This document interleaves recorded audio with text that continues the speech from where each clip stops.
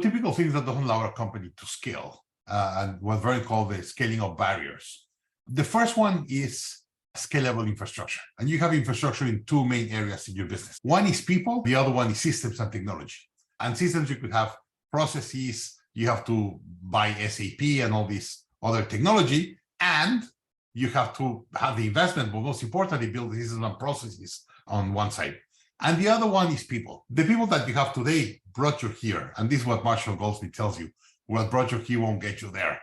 And it's they got you here, they're already at their capacity or the capabilities. And now you want to go to the next level. And they have to upgrade the team that you have or hire people to come on top with experience. There's always the discussion, should I grow my team or should I hire a team here? It's a combination of both. You have to really first invite the team that you have and understand what are the capabilities they need to improve to be able to go to a next level and really be able to serve the company at the next level, grow with the company or grow even faster than the company. And there's some of them that they don't want to grow, they don't have the capabilities to be able to go to the next level, and you're going to have to upgrade them, bringing someone from the top. And I love the combination because it will keep everyone a little bit uncomfortable and trying to push themselves. So your team is going to feel uncomfortable as you're hiring other people and they want to get better. And when you hire other people, they bring new ideas and they have to fight a little bit with the old style. And that's the way we've been doing it all the time. Don't change it. So I really believe that's the best combination. That's scalable infrastructure in people and in process. The second one, of course, is leadership development, and that goes here.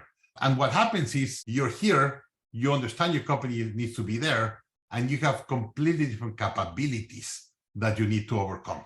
And what I love to do is I build a functional org chart for the company in the next 3 to 5 years. And we say, okay, this is how the company is going to look. We talk a lot about strategy, size, capabilities, and all the rest. And then it's okay, this is the functional org chart. You are here. Who you have to become to do that. And you have to work a lot in leadership development. And usually you hire a lot of people that came to your organization to be frontline team members. They start getting results.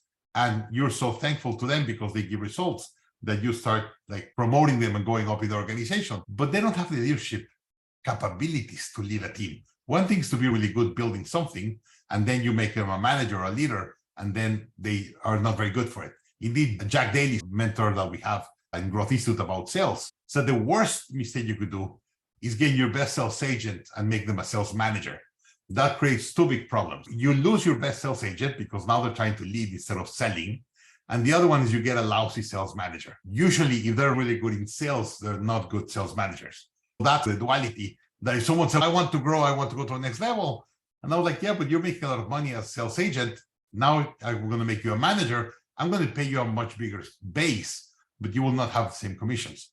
If you're really good, that happens to you. You have to have a leadership development and take your team to the next level, to the capabilities your company is going to need. And the third one, and the one that drives all the growth, is marketing effectiveness. And that's why Steve Jobs always led the marketing meeting. He was in charge of leadership meeting and the marketing meeting, and he never let go of the marketing meeting because he understood that marketing was the blood and gave the blood, let's say, the oxygen to the company. And your marketing is going to change dramatically and has to scale even faster than the company for you to be able to scale. Those are the 3 barriers: scalable infrastructure, leadership development, and marketing effectiveness. Whenever you have a team and you're talking about leadership development, and you said, hey guys, the company needs to go there, we're here, who you have to become to do that. And there I really see my team in 3 groups. One is a bucket of people that they're A players. You show them the path and they say, okay, and they get on their own. They know what they have to do. They are going to look for the right courses, read books, get coaching, whatever they need to be able to go there. There's a second group that they want to be there. They know they want to be there, but they have no tools or they don't know how to get there. And they need a lot of coaching, guidance, and a lot of that. And there's a third that, or they don't have the capabilities to go there, or they don't even want to go there. And that happened to me some months ago. I showed them what I need them to do. And he said, yes. And he was challenged at the beginning. And then 2 or 3 days later, he came to me and said, you know what? I don't want to be that. That's not for me. It's not fun. And I was like, great. Thank you for letting me know. Let's get someone that it will be fun. On the team that you have to put them in those 3 buckets. Then the other is, should I hire people that already have the capabilities, or I get my team to grow? And that's a really big dilemma. I believe it has to be a mix of both. Like what we always said, whenever you're going to grow is when you're outside of your comfort zone. Getting everyone to grow, they feel very protected. They don't have any challenge or any pressure. Or getting everyone from the top, you're going to lose a lot of the learning and the way you do things and your culture and your business. So having a mix, I think, is the right combination. What's the right combination? 60-40, 50-50, 70-30? Depends on the company and depends on how good your team is. But what is very important is to have the new ones bringing new ideas, new standards, new capabilities, new ways of doing things, and pushing the old ones. Hey, these are great way of doing it. And some of the ones that have been old or long time in your company, they say, no, we've always done it this way. Don't change it. It's working.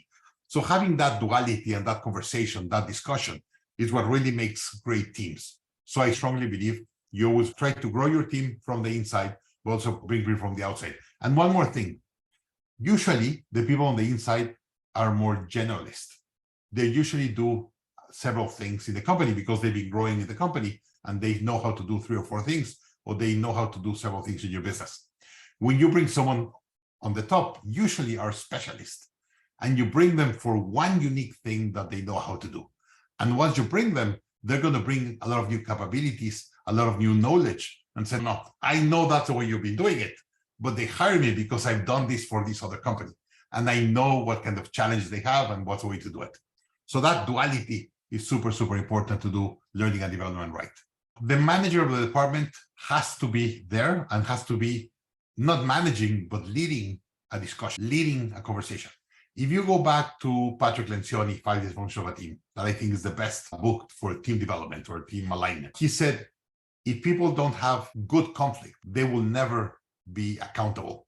If you allow them to debate and share their ideas and have a conversation, like a meaning conversation, after, if we agree on what we're going to do, they will be really encouraged to go and execute. And if they're committed to execute, they're going to be accountable. And if they're accountable, they're going to give results. That's exactly the pyramid that you learn with Patrick Lencioni. Having that conversation that you allow equal talk time and you create a conversation that everyone's able to defend their ideas is extremely important. Having someone to moderate it is very beneficial, and having the leader of the department or someone else moderating that conversation, it's extremely recommended. In Scaling Up Master Business course, we teach a lot on how to do learning and development right.